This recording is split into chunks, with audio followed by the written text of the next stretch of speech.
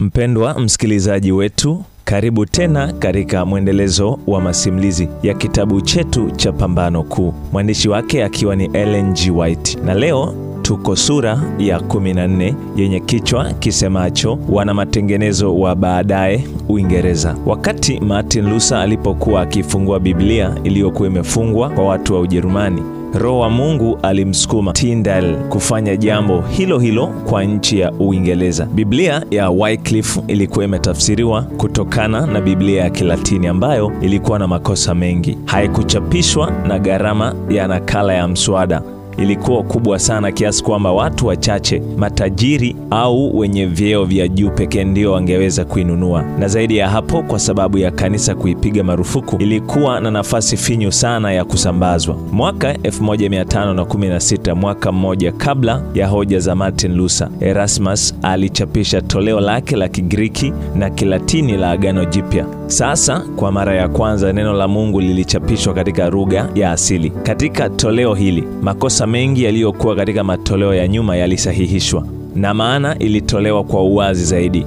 Iliwaongoza wengi miongoni mwa matabaka ya wasomi kuwa na uelewa mzuri zaidi wa ukweli, na ilitolewa msukumo mpya kwa kazi ya matengenezo. Lakini watu wa kawaida bado kwa kiwango kikubwa walikuwa wamenyimwa neno la Mungu. Ilimpasa Tyndale amalizie kazi ya Wycliffe ya kuwapa watu wa nchi yake Biblia. Mwanafunzi mwenye bidii na mtafutaji wa dhati wa ukweli alipokea Injili kutokana na Agano Jipya la Kigiriki la Erasmus. Bila woga alihubiri imani yake, akikazia kuwa mafundisho yote inapaswa yapimwe kwa maandiko, na kwa dai la upapa kuwa kanisa ndilo lililotoa Biblia na hivyo kanisa pekee ndilo lenye mamlaka ya kuifafanua. Tyndale alijibu, unamjua aliyemfundisha tai kutafuta mawindo? Ndiyo, Mungu yule yule anayewafundisha watoto wake wenye njaa kumtafuta baba yao katika neno lake. Mbali na kutotupatia maandiko, ni ninyi wenyewe mlioyaficha ili tusiyaone. Ni ninyi wenyewe mnaowachoma moto watu wanaoyafundisha, na kama mngeweza mngechoma moto maandiko yenyewe. Mahubiri ya Tyndale yaliamsha shauku kubwa na watu wengi waliukubali ukweli, lakini mapadri walikuwa macho, na mara tu alipoondoka eneo moja kwa njia ya vitisho na upotoshaji, walijitahidi kuharibu kazi yake. Mara nyingi walifanikiwa. Ni jambo gani lifanyike? Alisema, ninapokuwa nikipanda katika eneo moja, adui anashambulia eneo ambalo nimetoka. Siwezi kuwa kila mahali. Ikiwa Wakristo wangekuwa na maandiko matakatifu katika lugha yao wenyewe, wao wenyewe wangeweza kuwakabili hawa wapotoshaji. Bila Biblia haiwezekani kuwaimarisha walei katika ukweli. Kusudi jipya lilikuja akilini. Ilikuwa katika lugha ya Israeli. Alisema, Zaburi ziliimbwa katika hekalu la Yehova. Na je, Agano Jipya halipaswi kuongea nasi kwa Kiingereza miongoni mwetu? Je, kanisa si linapaswa kuwa na nuru kubwa zaidi wakati wa mchana kuliko wakati wa mapambazuko? Ni lazima Wakristo wasome Agano Jipya kwa lugha yao wenyewe. Wasomi na walimu wa kanisa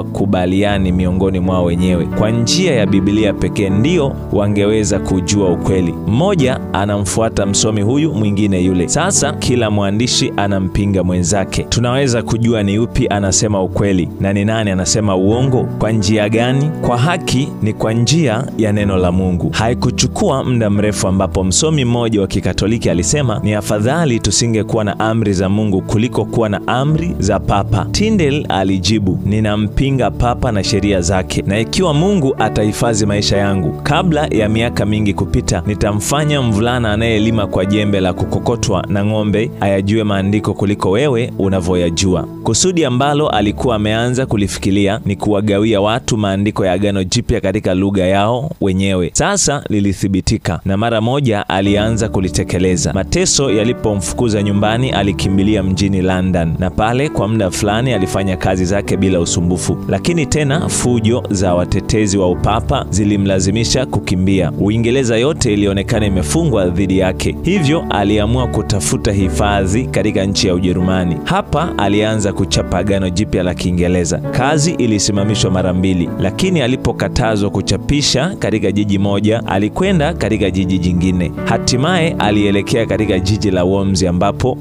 miaka michache kabla Martin Luther alilitetea na alitetea Injili mbele ya Baraza Kuu la Kimataifa. Katika jiji lile la zamani walikuwepo marafiki wengi wa matengenezo, na Tyndale pale alifanya kazi yake bila vikwazo zaidi. Nakala 3,000 za Agano Jipya muda si mrefu zilikamilika, na toleo jingine lilifuata mwaka ule ule. Kwa juhudi kubwa na uvumilivu mwingi aliendelea na kazi zake. Pamoja na kwamba mamlaka za Kiingereza zililinda bandari zake kwa ulinzi makini sana, neno la Mungu kwa njia mbalimbali lilisafirishwa kwa siri hadi jijini London, na kutokea hapo lilisambaa katika nchi nzima. Watetezi wa upapa walijaribu kukandamiza ukweli, lakini bila mafanikio. Askofu wa Durham wakati mmoja alinunua kwa muuzaji wa vitabu aliyekuwa rafiki wa Tyndale Biblia zote alizokuwa nazo kwa kusudi la kuziharibu, akizani kuwa kwa kufanya hivyo angeweza kuizuia kazi kwa kiwango kikubwa. Lakini kinyume chake, pesa zilizopatikana kwa njia hiyo zilitumiwa kununua karatasi za kuchapia toleo jipya na bora zaidi, ambalo kama isingekuwa kwa njia hiyo isingeweza kuchapishwa. Wakati Tyndale alipofungwa gerezani, alipewa fursa ya kuachiliwa uhuru kwa sharti la kutaja majina ya watu waliomsaidia kupata fedha za kuchapisha Biblia zake. Alijibu kuwa askofu wa Durham alikuwa amemsaidia zaidi kuliko watu wengine wote kwa kumlipa pesa nyingi kwa ajili ya vitabu vilivyokuwa vimebaki mkononi. Alimwezesha kusonga mbele kwa ujasiri mkubwa. Tyndale alisalitiwa na kuingia katika mikono ya maadui zake, na wakati mmoja alifungwa gerezani kwa miezi mingi. Hatimaye alishuhudia kwa ajili ya imani yake kwa kifo cha mfiadini, lakini silaha alizoziandaa zimewawezesha askari wengine kupigana vita katika karne zote hadi wakati wetu huu. Latimer alihubiri kutoka mimbarani kuwa Biblia ilipaswa kusomwa katika lugha ya watu. Mwasisi wa maandiko matakatifu alisema ni Mungu mwenyewe, na maandiko haya yanashiriki nguvu na umilele wa mwasisi wake. Hakuna mfalme, mkuu wa dola, hakimu wala mtawala ambaye hapaswi kulitii neno lake. Hebu tusitembee katika njia zetu wenyewe, bali neno la Mungu lituongoze. Tusiwafuate mababu zetu wala tusiangalie walioyafanya, bali tuyaangalie yale ambayo walipaswa kuyafanya.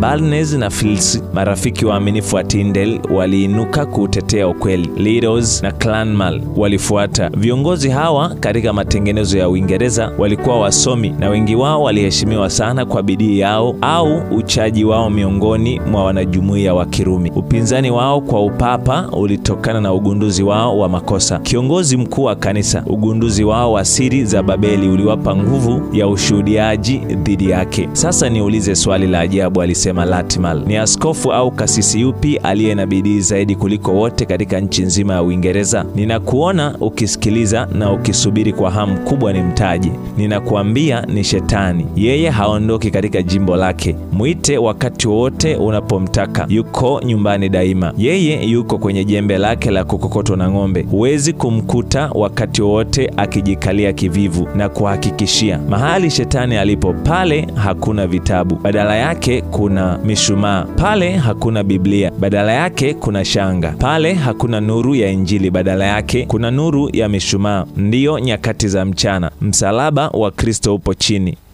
Uchumaji wa fedha kwa njia ya pagatori, toharani, uko juu. Hakuna kuwavika walio uchi maskini wasiojiweza, na badala yake kuna kuabudu sanamu na kupamba kwa uchangamfu vitu visivyokuwa na uhai. Mapokeo na sheria ya mwanadamu vimeinuliwa juu. Mapokeo ya Mungu na neno lake takatifu sana vimeshushwa chini. Lo, ni ajabu kwamba makasisi wetu wangekuwa na bidii ya kupanda mbegu ya mafundisho mazuri kama Shetani alivyo na bidii ya kupanda kila aina ya magugu. Kanuni kuu iliyoshikiliwa na hawa wana matengenezo, kanuni ile ile iliyoshikiliwa na Waldensia na Wycliffe na John Huss na Martin Luther, Zwingli na wale walioungana nao, ilikuwa mamlaka isiyokosea ya maandiko matakatifu. Kama kanuni ya imani na matendo, walitupilia mbali haki ya mapapa, mabaraza, mababa na wafalme kutawala dhamili katika masuala ya dini. Biblia ndiyo iliyokuwa mamlaka yao. Walipima mafundisho na madai yote kwa mafundisho yake. Imani kwa Mungu na neno lake viliwashikilia watu hawa watakatifu walipoachia maisha yao kwenye nguzo ya kuchomea moto watu. Farijikeni, alisema Latmal, akiwaambia wenzake wakati ndimi za moto zilipokuwa karibu kunyamazisha sauti zao. Leo tunawasha mshumaa kwa neema ya Mungu katika nchi ya Uingereza, ambao ninaamini hautazimwa kamwe. Katika nchi ya Scotland, mbegu za ukweli zilizotawanywa na Kolumba na watendakazi wenzake hazikuharibiwa kabisa. Kwa miaka mamia baada ya makanisa ya Uingereza kujisalimisha kwa utawala wa Rumi, makanisa ya Scotland yalidumisha uhuru wao. Katika karne ya 12 hata hivyo, upapa ulianzishwa hapa, na hakuna nchi ambayo utawala wa Rumi ulikuwa na nguvu zaidi kuliko ilivyokuwa nayo katika nchi ya Scotland. Hakuna mahali ambapo giza lilikuwa nene zaidi kuliko lililokuwepo katika nchi hii. Lakini bado ilikuja miale ya nuru iliyopasua giza na kutoa ahadi ya mchana unaokuja. Waloladi waliokuja kutoka Uingereza wakiwa na Biblia na mafundisho ya John Wycliffe walifanya kazi kubwa ya kuhifadhi ukweli wa Injili, na kila karne ilikuwa na mashahidi na wafia dini wake. Pamoja na ufunguaji wa matengenezo makuu, yalikuja maandishi ya Martin Luther na halafu Agano Jipya la Kiingereza la Tyndale. Bila kuonwa na viongozi na uongozi wa kanisa la Rumi, wajumbe hawa walizunguka kimya kimya katika milima na mabonde na kuwasha upya mwenge wa ukweli ambao ulikuwa karibu kuzimika katika nchi ya Scotland, na kusahihisha makosa yaliyoingizwa na Urumi kwa karne 4 za ukandamizaji wake. Halafu damu ya wafia dini ilileta msukumo mpya kwa vuguvugu. Viongozi wa upapa wakiamka kwa ghafla kuhusiana na hatari iliyoitishia kazi yao, waliwaleta pamoja watu mashuhuri wazaliwa wa Scotland ili kuwachoma moto. Walijenga jukwaa kubwa kwa ajili ya kuwachomea moto, ambapo maneno ya mashahidi waliokuwa wakifa yalisikika katika nchi nzima, yakisisimua roho za watu kwa kusudi la kutokukata tamaa, na yakawapa hamasa ya kujivua minyororo ya Roma. Hamilton na Wishart, watu wema katika tabia na katika kuzaliwa, wakiacha nyuma yao msururu mrefu wa wanafunzi, walitoa maisha yao wachomwe moto jukwaani. Kutoka miongoni mwa wanafunzi wa Wishart alitokea mmoja ambaye ndimi za moto hazikuwa tishio kwake, ambaye chini ya uongozi wa Mungu alipiga pigo la mauti kwa upapa katika nchi ya Scotland. John Knox alikuwa ameachana na mapokeo na imani za kishirikina za kanisa ili kujilisha kweli za neno la Mungu, na fundisho la Wishart lilikuwa limethibitisha azimio lake la kuacha ushirika wa Rumi na kujiunga na wanamatengenezo walioteswa. Aliposhauriwa na marafiki zake afanye kazi ya kuhubiri, alikataa akitetemeka kwa uzito wa jukumu hilo, na ilikuwa baada ya siku nyingi za kujitenga na mgogoro wenye maumivu makali ndani ya nafsi yake mwenyewe aliweza kukubali. Lakini mara tu alipokubali kazi hiyo, alisonga mbele akiwa na nia isiyoyumba na ujasiri usioshindwa kwa kadri alivyodumu kuwa hai. Mwanamatengenezo huyu mwenye moyo wa dhati hakuogopa uso wa mtu, mioto ya kuunguza wafia dini, akirusha ndimi zake kila upande wake. Ilimchochea kuwa na bidii zaidi. Wakati alipotishiwa kuwa shoka la mtesaji katili litainuliwa juu ya kichwa chake, alisimama imara, akapiga mapigo mazito upande wa kulia na upande wa kushoto na kuvunja ibada ya sanamu. Alipoletwa mbele ya malkia wa Scotland, ambaye mbele yake juhudi za Waprotestanti wengi zilipungua,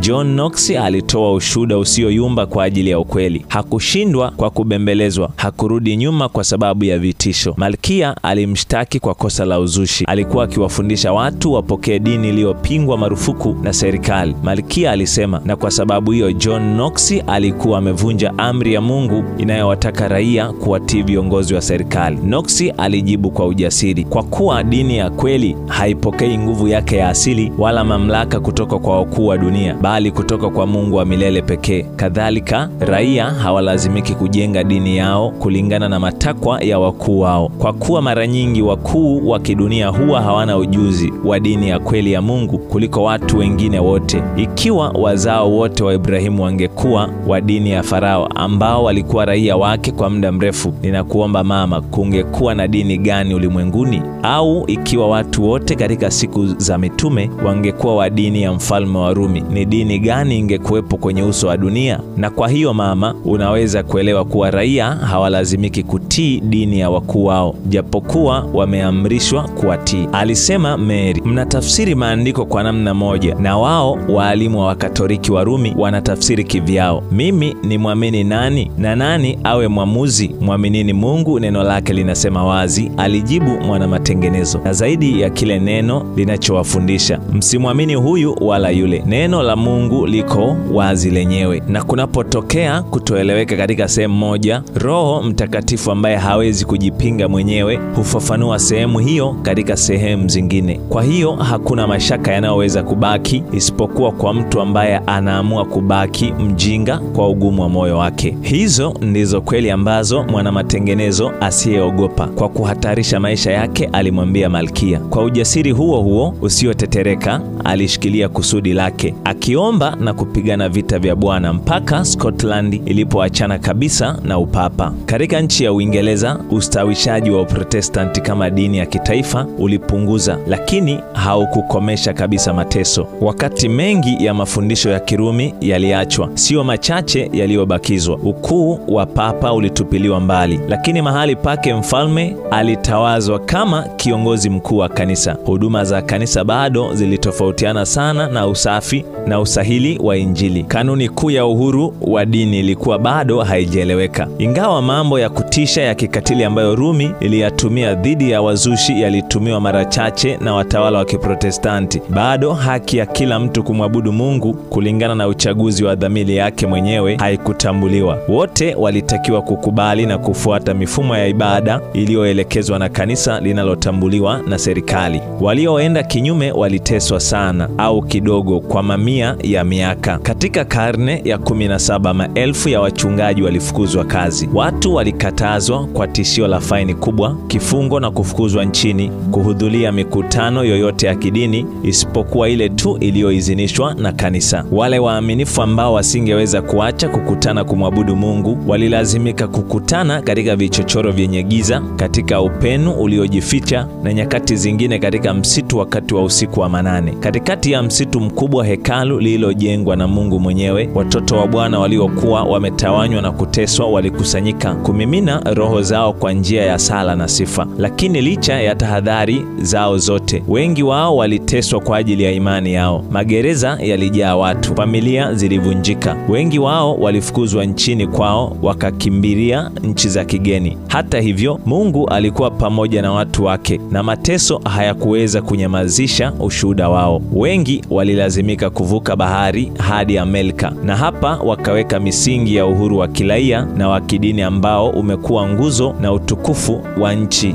ya Marekani. Kwa mara nyingine, kama ilivyokuwa katika siku za mitume, badala ya mateso kukomesha kazi ya Injili, yalikuwa yakichochea zaidi kusambaa kwake. Katika gereza chafu lililojaa mafisadi na wauaji, John Bunyan alivuta hewa ya mbinguni, na akiwa humo aliandika sitiari yake ya ajabu ya maendeleo ya msafiri kutoka nchi ya uharibifu hadi mji mtakatifu. Kwa zaidi ya miaka 200, sauti ile kutoka gereza la Bedford imezungumza kwa nguvu inayosisimua na mioyo ya watu. Vitabu vya Bunyan, Pilgrim's Progress, yaani maendeleo ya msafiri, na Grace Abounding to the Chief of Sinners, neema tele kwa mkuu wa wenye dhambi, vimeongoza miguu ya wengi katika njia ya uzima. Baxter, Flavel, Alain na watu wengine wenye talanta, elimu na uzoefu wa kina wa Ukristo walisimama kwa ujasiri kutetea imani ambayo ilitolewa kwa watakatifu tangu zamani. Kazi iliyofanywa na watu hawa, iliyokuwa imepigwa marufuku na kuharamishwa na watawala wa dunia hii, haiwezi kamwe kufa. Vitabu vya Flavel, Fountain of Life, yani chemchemi ya uzima, na Method of Grace, mbinu ya neema, vimewafundisha maelfu ya watu jinsi ya kusalimisha roho zao kwa Kristo. Kitabu cha Baxter, Reformed Pastor, mchungaji mwana matengenezo, kimekuwa mbaraka kwa wengi wanaotamani kuamsha kazi ya Mungu, na kitabu chake Saints Everlasting Rest, pumziko la milele la watakatifu, limefanya kazi yake ya kuwaongoza watu kwa pumziko ambalo limesalia kwa watu wa Mungu. Mungu. Miaka 100 baadaye, wakati wa giza nene la kiroho, Whitefield na wafuasi wa Wesley walionekana kama wabeba nuru kwa ajili ya Mungu. Chini ya utawala wa kanisa la kitaifa, watu wa Uingereza walikuwa wamerudi nyuma katika masuala ya kidini kiasi kwamba hawakutofautiana na wapagani. Dini ya asili ilikuwa ndio somo lao kuu lililopendwa na wachungaji, na lilihusu pia teolojia yao karibu yote. Matabaka ya juu ya watu yalidhihaki utakatifu wao na walijidai kuwa juu ya kile walichokiita ushikaji sana wao wa mambo bila akili. Matabaka ya chini walikuwa wajinga kupita kiasi na walijiingiza katika maovu bila mipaka. Wakati kanisa lilikuwa halina ujasiri wala imani ya kuinua kazi ya Injili iliyokuwa imeanguka chini. Fundisho kuu la kuhesabiwa haki kwa imani lililofundishwa kikamilifu na Martin Luther lilikuwa limesahauliwa kwa kiasi kikubwa, na kanuni ya Kirumi ya kutegemea matendo mema kwa ajili ya wokovu ilikuwa imechukua nafasi yake. Whitefield na Wesley, ambao walikuwa washiriki wa kanisa la kitaifa, walikuwa watafutaji wa dhati wa mapenzi ya Mungu, na walikuwa wamefundishwa kuwa mapenzi ya Mungu yalikuwa kuishi maisha maadilifu na kushika sheria za dini. Wakati Charles Wesley wakati mmoja alipoumwa na kuamini kuwa kifo kilikuwa karibu, aliulizwa swali kuwa tumaini lake la uzima wa milele lilikuwa limejengwa juu ya nini? Jibu lake lilikuwa, nimetumia juhudi zangu zote kumtumikia Mungu. Wakati rafiki aliyekuwa amemuuliza swali alipoonekana kutoridhika na jibu lake, Wesley alifikiri, nini? Je, juhudi zangu sio msingi toshelevu wa tumaini? Je, anaweza kuniibia juhudi zangu? Sina kitu kingine zaidi cha kutumainia. Hilo ndilo giza nene lililokuwa katika kanisa, lililoficha upatanisho, likamwibia utukufu wake na kugeuza akili za watu kutoka kwa tumaini lao pekee la wokovu, damu ya mkombozi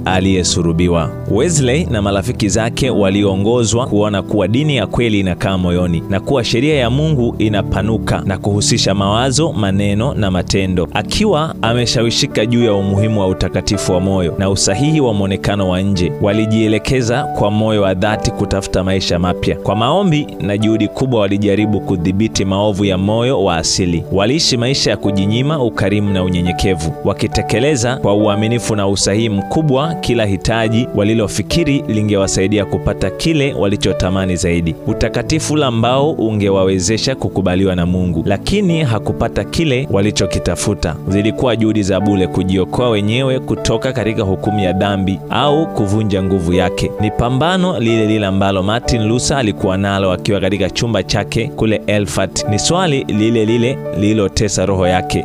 Lakini mtu huwaje mwenye haki mbele za Mungu? Ayubu sura ya 9 fungu la 2. Mioto ya ukweli wa kiungu iliyokuwa karibu kuzimika juu ya madhabahu ya Uprotestanti ilipaswa kuwashwa upya kwa kutumia mwenge wa zamani uliorithishwa katika zama zote miongoni mwa Wakristo wa Bohemia. Baada ya matengenezo, Uprotestanti katika nchi ya Bohemia ulifutiliwa mbali na waumini wa Urumi. Wote waliokataa kukana ukweli walilazimishwa kukimbia. Baadhi ya hawa walipopata hifadhi katika huko Saxon walidumisha imani ya zamani. Ilikuwa kutoka kwa wajukuu wa Wakristo hawa ambapo nuru ilikuja kwa Wesley na marafiki zake. John Wesley na Charles Wesley, baada ya kuwekewa mikono ya uchungaji, walitumwa kama wamishonari huko Amerika. Katika kundi hilo walikuwemo pia wa Moravian. Wakiwa njiani walikutana na dhoruba kali, na John Wesley alipokutana uso kwa uso na kifo, alihisi kuwa hakuwa na uhakika wa amani na Mungu. Wajerumani kinyume chake walionyesha utulivu na tumaini ambalo alikuwa hana uzoefu nao. Kwa muda mrefu huko nyuma, alisema, alichunguza umakini mkubwa wa tabia yao. Waliendelea kuonesha unyenyekevu wao kikamilifu kwa kufanya kazi za kiutumishi kwa ajili ya wasafiri wengine ambazo hakuna Mwingereza hata mmoja angeweza kuzifanya, ambazo kwazo walistahili lakini hawakuhitaji malipo, wakisema kufanya hivyo ilikuwa furaha kwao, kwa maana Mwokozi wao alikuwa amewafanyia makubwa zaidi. Na kila siku aliwapa fursa ya kuonyesha unyenyekevu ambao haukubadilishwa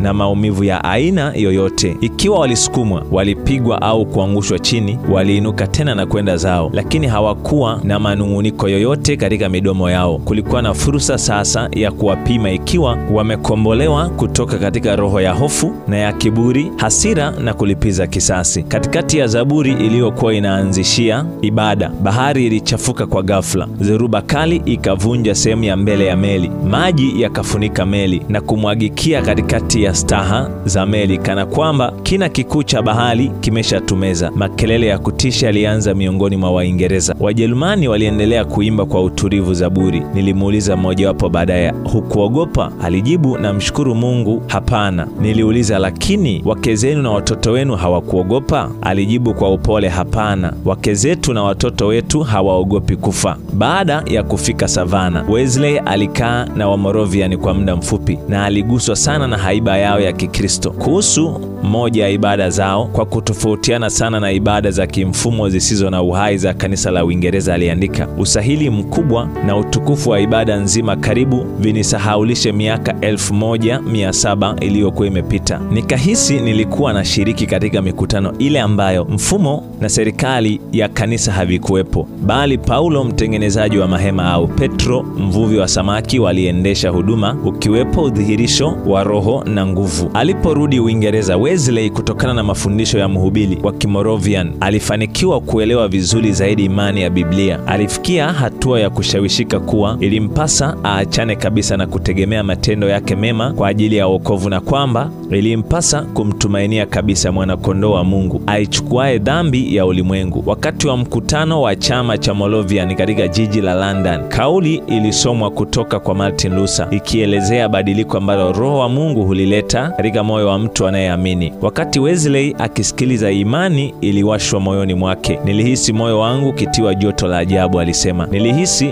ninamtumaini Kristo pekee kwa ajili ya wokovu, na nilipata uhakikisho kuwa alikuwa amezichukua dhambi zangu kabisa na kuniokoa kutoka katika sheria ya dhambi na mauti. Kwa miaka mingi ya kujitahidi kwingi kunakochosha na kukosesha raha, miaka ya kujinyima sana na kujidhiri na kujinyenyekesha, Wesley alijitahidi daima kutekeleza kusudi moja tu la kumtafuta Mungu. Sasa alimpata na aligundua kuwa neema ambayo aliteseka kuipata kwa njia ya maombi na kufunga, kwa matendo ya ukarimu na kujikana nafsi, ilikuwa zawadi bila fedha na bila bei. Mara tu baada ya kuimarika katika imani ya Kristo, nafsi yake yote iliwaka moto wa shauku ya kutangaza kila mahali maarifa ya Injili yenye utukufu ya neema ya bure ya Mungu. Ninautazama ulimwengu wote kama parokia yangu, alisema. Katika sehemu yoyote ile nilipo panastahili. Tena ni wajibu wangu kamili kutangaza kwa wote walio tayari kusikia habari njema za wokovu. Aliendeleza maisha yake yenye nidhamu na kujikana nafsi, sio sasa kama msingi bali matokeo ya imani, sio mzizi bali tunda la utakatifu. Neema ya Mungu katika Kristo ni msingi wa tumaini la Mkristo, na kwamba neema inadhihirika katika utii. Maisha ya Wesley yaliwekwa wakifu kuhubiri kweli kuu alizozipokea, kuhesabiwa haki kwa njia ya imani katika damu ya upatanisho ya Kristo, na nguvu ya Roho Mtakatifu inayoumba upya moyo kuzaa tunda katika maisha linalopatana na mfano wa Kristo. Whitefield na Wesley walikuwa wameandaliwa kwa ajili ya kazi yao kwa kushawishika binafsi kuhusiana na hali yao ya kupotea, na kwamba wangeweza kuvumilia mazingira magumu kama askari wa Kristo. Walikuwa wamekabiliana na moto wa mateso ya kudhalilisha, kubezwa na kuteswa katika chuo kikuu na wakati wa kuingia kwao katika uchungaji. Wao na wenzao wachache waliowaunga mkono waliita kwa zihaka Wamethodisti na wanafunzi wenzao wasiomcha Mungu, jina ambalo kwa sasa linaheshimiwa na moja ya madhehebu kubwa katika nchi ya Uingereza na bara la Amerika. Kama washiriki wa kanisa la Uingereza, walikuwa wameshikamana na mifumo yake ya ibada, lakini Bwana alikuwa ameweka mbele yao katika neno la Mungu kiwango cha juu zaidi. Roho Mtakatifu aliwaagiza kumhubiri Kristo na yeye aliyesulubiwa.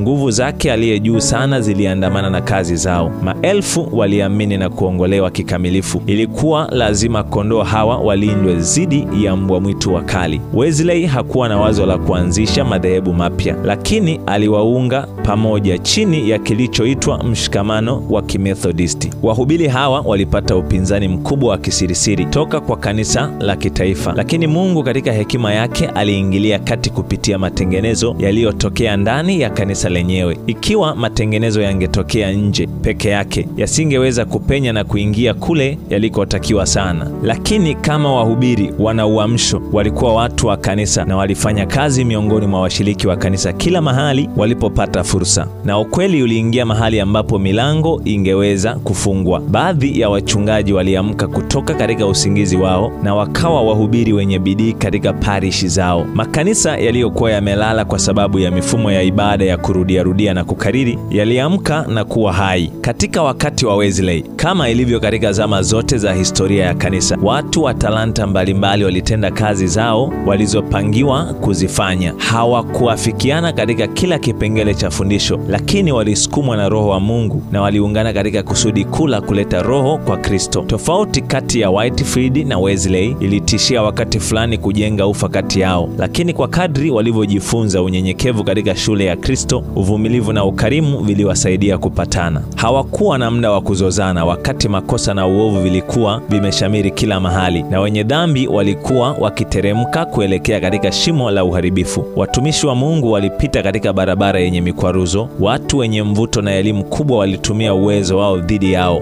Baada ya muda, wachungaji wengi walionyesha uhasama wa wazi, na milango ya makanisa ilifungwa dhidi ya imani safi na wale walioitangaza. Hatua ya wachungaji kuwapiga marufuku kuhubiri mimbarani ilihamasisha vimelea vya giza, ujinga na uovu. Tena na tena, John Wesley alipona kifo kwa muujiza wa neema ya Mungu. Wakati hari ya watu ilipoamshwa dhidi yake na ikaonekana hakuna njia ya kuokoka, malaika katika umbo la mwanadamu alikuja kando yake. Kundi la watu lilirudi nyuma na mtumishi wa Kristo alipata usalama na kuondoka mahali palipo na hatari. Kuhusiana na kuokolewa kwake dhidi ya kundi la watu katika moja ya matukio hayo, Wesley alisema, wengi walijaribu kuniangusha chini wakati tukitembea kwenye mteremko kwenye njia inayoteleza iliyoelekea mjini, wakifikiri ikiwa ningeanguka chini nisingeweza kuamka tena kirahisi. Lakini sikujikwaa hata kidogo, wala sikuteleza kabisa, mpaka nikawa huru mbali kabisa na mikono yao. Ingawa wengi walijaribu kunishika kwenye ukosi wa shati langu au mavazi yangu mengine ili waniangushe chini, hawakuweza kunishika kabisa. Mmoja tu ndiye aliyefanikiwa kushika pindo la kizibao changu, ambacho muda si mrefu kipande cha kizibao kilibaki mkononi mwake. Kipande kingine ambacho ndani ya mfuko wake ilikuwemo noti kilibaki. Mtu mmoja mwenye nguvu nyuma yangu alinipiga mara kadhaa kwa fimbo kubwa ya mwaloni, ambayo kama ingenipiga mara moja kwenye kisogo ingeniua mara moja. Lakini kila wakati pigo lilipelekwa pembeni, sijui ni kwa jinsi gani, kwa kuwa nisingeweza kukwepa kwenda kulia au kwenda kushoto. Mwingine alikuja akikimbia katikati ya msongamano wa watu na akainua mkono wake ili anipige. Alichia mkono ukadondoka na akanishika tu kichwani akisema, una nywele laini sana. Watu wa kwanza kabisa ambao mioyo yao iligeuzwa walikuwa mashujaa wa mji, viongozi wa vikundi vya wapiganaji wa mjini nyakati zote. Mmoja wao akiwa alishawahi kupata tuzo ya kupambana katika bustani za Duma. Kwa hatua za upole lakini za hakika, Mungu hutuandaa kwa ajili ya mapenzi yake. Miaka 2 iliyopita, kipande cha tofali la kuchoma kilikwangua mabega yangu. Ilikuwa mwaka mmoja baada ya hapo ambapo jiwe lilipiga katika macho yangu. Mwezi uliopita nilipokea pigo moja, na jioni ya leo mawili, moja kabla hatujafika mjini na moja baada ya kutoka mjini, lakini yote mawili yalikuwa kana kwamba hakuna kitu kilichotokea. Kwa kuwa ingawa mtu wa kwanza alinipiga kwenye kifua kwa nguvu zake zote na mwingine alinipiga kwenye mdomo kwa nguvu nyingi kiasi kwamba damu ilitoka mara moja, sikuhisi maumivu yoyote makali zaidi kuliko yale ambayo ningeyapata kama wangenigusa kwa unyasi. Wa Methodist wa siku zile za awali, watu na wahubiri, walivumilia dharau na mateso kutoka kwa washiriki wa kanisa na wasio na dini waliokasirishwa na mabaya ambayo wa Methodist walipakaziwa. Walishtakiwa katika mahakama za haki kwa jina,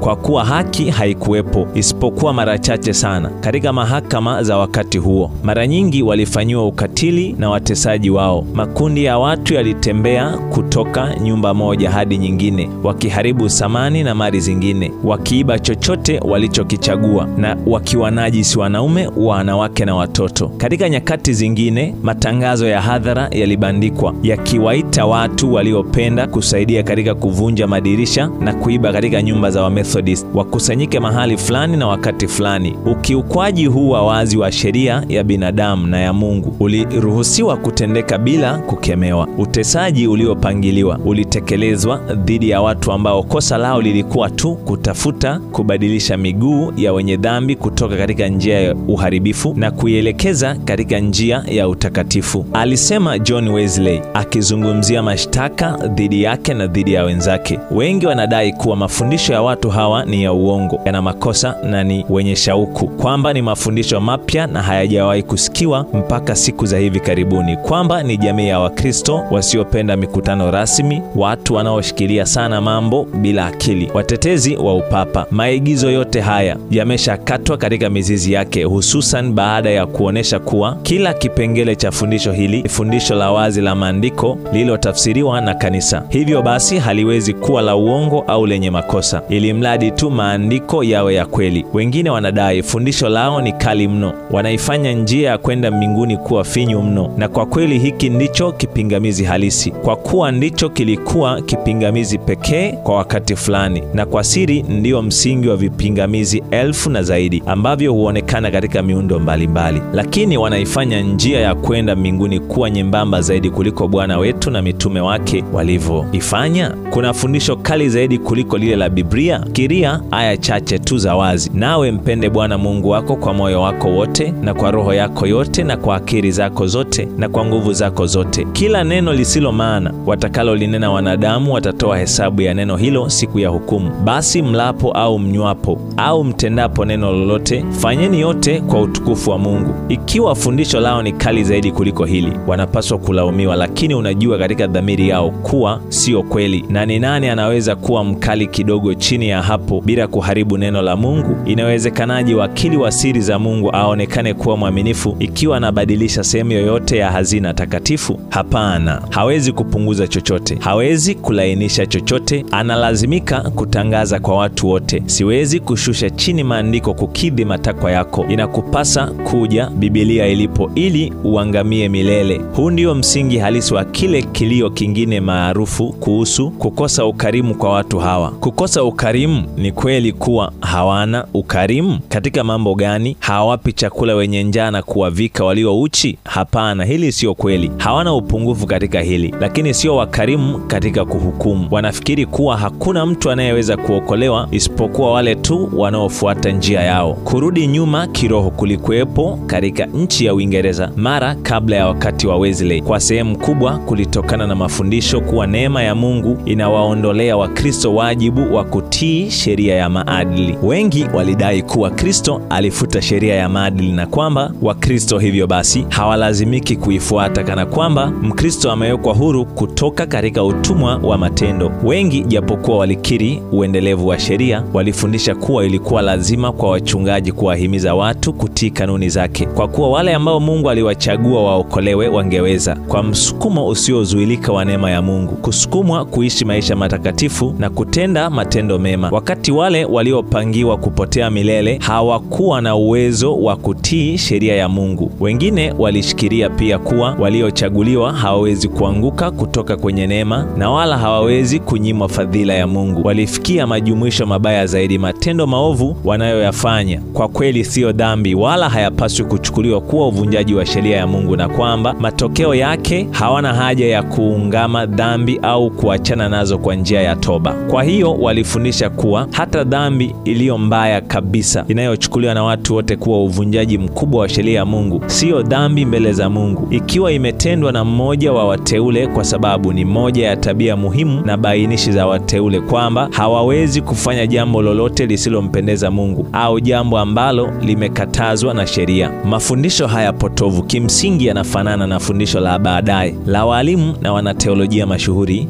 kuwa hakuna sheria isiyobadilika kama kiwango cha haki, bali kwamba kiwango cha uadilifu kinaoneshwa na jamii yenyewe na imekuwa na uwezekano wa kubadilika daima. Mawazo haya yote yanavuviwa na roho ile ile kuu, na kwamba yeye ambaye hata miongoni mwa wakazi wa mbinguni wasio na hatia alianza kazi yake ya kutafuta kuharibu viwango vya haki vya sheria ya Mungu. Fundisho la maagizo ya kiungu yanayowapa wanadamu tabia isiyobadilika limewafanya wengi hatimaye kutupilia mbali sheria ya Mungu. Kwa juhudi kubwa, John Wesley aliyapinga makosa haya ya walimu waliofundisha kuwa neema inawafanya wafuasi wa Kristo wasiwe na hitaji la sheria ya Mungu, na alionyesha kuwa fundisho hili lililowafanya watu waiache sheria ya Mungu lilikuwa kinyume na maandiko, maana neema ya Mungu iwaokoayo wanadamu wote imefunuliwa. Hili ni zuri nalo la kubarika mbele za Mungu Mwokozi wetu, ambaye alitaka watu wote waokolewe na kupata kujua yaliyo kweli. Kwa sababu Mungu ni mmoja na mpatanishi kati ya Mungu na wanadamu ni mmoja, mwanadamu Yesu Kristo, ambaye alijitoa mwenyewe kuwa ukombozi kwa ajili ya wote, utakaoshuhudiwa kwa majira yake. Tito sura ya 2 fungu la 11, Timotheo wa kwanza sura ya 2 fungu la 3 mpaka la 6.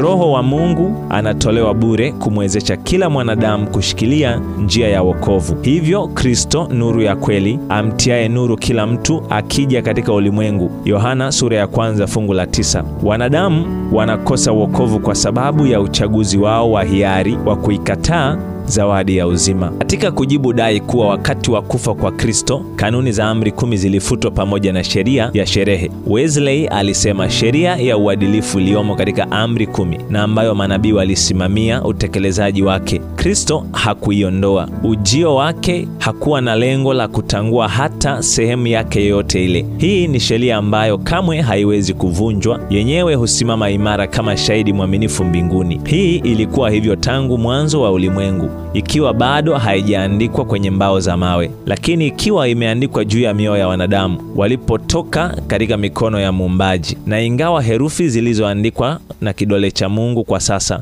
zimefutwa na dhambi kwa kiwango kikubwa, lakini bado hazijafutika kabisa, kwa kuwa bado tuna ufahamu wa mema na mabaya. Kila kipengele cha sheria ya Mungu lazima kiwe na nguvu juu ya wanadamu wote katika zama zote, kwa kuwa sheria ya Mungu haitegemei wakati au mahali au hali yoyote ile nyingine inayoweza kubadilika, kwani sheria ya Mungu hueleza tabia ya Mungu asiyebadilika. Sikuja kutangua bali kutimiliza. Bila swali, maana yake katika sehemu hii ni bila kubadilika kwa yote yaliyotanguliwa kabla na yanayofuata baada. Nimekuja kustawisha katika ukamilifu wake. Licha ya tafsiri zote za wanadamu, nimekuja kuweka mwonekano kamili na wawazi kila kitu kilichokuwa giza au kilichokuwa hakionekani, ndani yake kionekane. Nimekuja kutangaza umuhimu wa kweli na kamili wa kila sehemu, kuonesha urefu na upana na ukamilifu wake wote wa kila amri iliyomo, na kimo na kina, kiini chake kiroho na usafi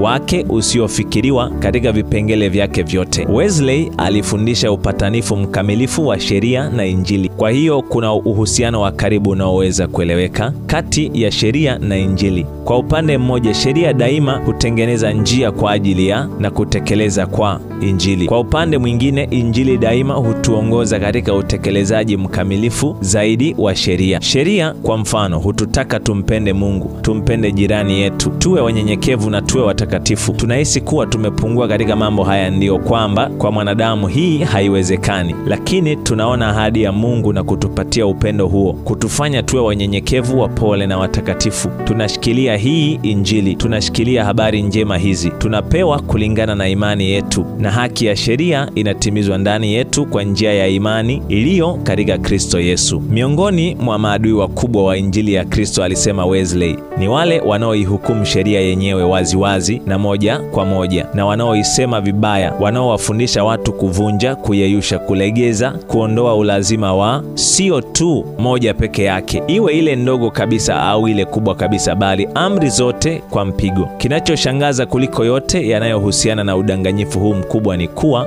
wale wanaotawaliwa na udanganyifu huu huamini kwa dhati kuwa wanamheshimu Kristo kwa kuangusha sheria yake, na kwamba wanaitukuza ofisi yake wakati wanapoharibu fundisho lake. Ndiyo, wanamheshimu kama vile Yuda Iskarioti alivyomheshimu kwa kusema salamu Rabi, akambusu. Na anaweza kumwambia kwa haki kabisa kila mmoja wao wamsaliti mwana wa Adamu kwa kumbusu. Sio jambo jingine zaidi ya kumsaliti mwana wa Adamu kwa kumbusu, kuzungumzia damu yake na kumwondolea taji yake, kupuuza sehemu yote ya sheria yake kwa kujifanya unaeneza Injili yake. Kadhalika, mtu yoyote hawezi kuepuka shtaka hili ikiwa anahubiri imani kwa jinsi hiyo, kama ama ana mwelekeo wa moja kwa moja au usiokuwa wa moja kwa moja wa kuweka pembeni kipengele chochote cha utii. Anayemhubiri Kristo huku anafuta au anadhoofisha kwa namna yote ile amri za Mungu zilizo ndogo kidogo kabisa. Kwa wale waliohimiza kuwa kuhubiri Injili hujibu miisho yote ya sheria, Wesley alijibu, hili tunalikataa kabisa. Hakujibu hata mwisho wa kwanza wa sheria. Maana yake haiwezi kumfanya mtu ahisi hatia ya dhambi, kuamsha wale ambao wamelala usingizi kwenye ukingo wa kuzimu. Mtume Paulo anasema kuwa kutambua dhambi huja kwa sheria, na ni mpaka pale tu mwanadamu anaposhawishika kuwa ni mwenye dhambi ndipo atakapohisi hitaji lake la damu ya Kristo inayopatanisha. Walio wazima,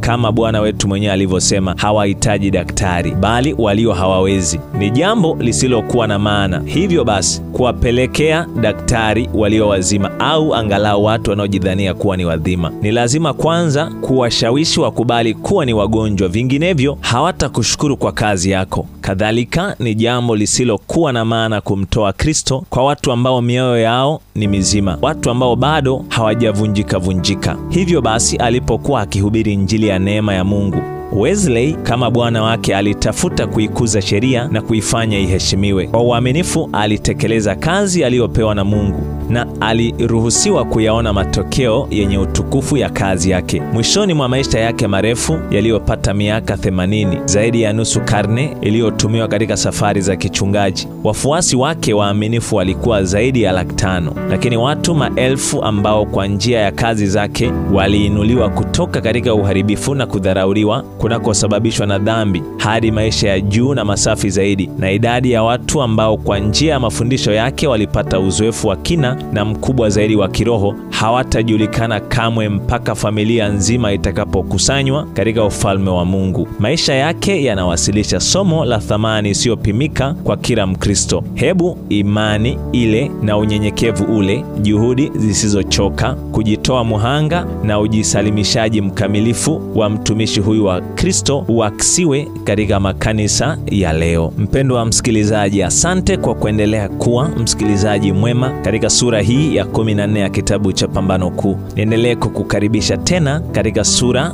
ya 15 ya kitabu hiki cha Pambano Kuu. Bwana awe pamoja nasi sote, akubariki hadi wakati mwingine tena, kwa jina la Yesu Kristo Bwana wetu. Amina.